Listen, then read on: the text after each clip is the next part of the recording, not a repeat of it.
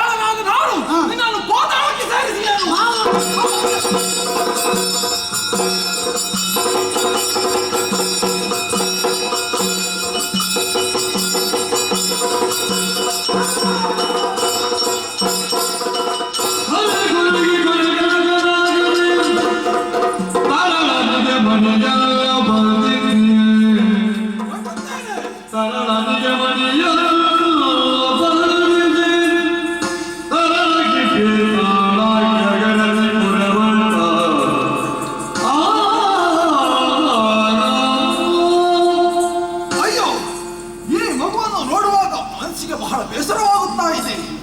ಇದನ್ನು ಹಾಗೆ ಬಿಡುವುದಲ್ಲ. ಇದು ಕೈಯಲ್ಲಿ ಮಣಿಯನ್ನು ಕಟ್ಟಿದ್ದೇನೆ. ಇದನ್ನು ರಕ್ಷಾ ಕವಚದಂತೆ ಆ ಮಗುವಿಗೆ ಕಟ್ಟುತ್ತೇನೆ. ಅಲ್ಲದೆ ಇನ್ನು ಮುಂದೆ ಈ ಮಗು ಮಣಿಕಂಠ ಎಂಬ ಪ್ರಸಿದ್ಧಿಯಾಗಲಿ ನಾನು ಪುರಾಣ ಸೇರಿಕೊಳ್ಳುತ್ತೇನೆ.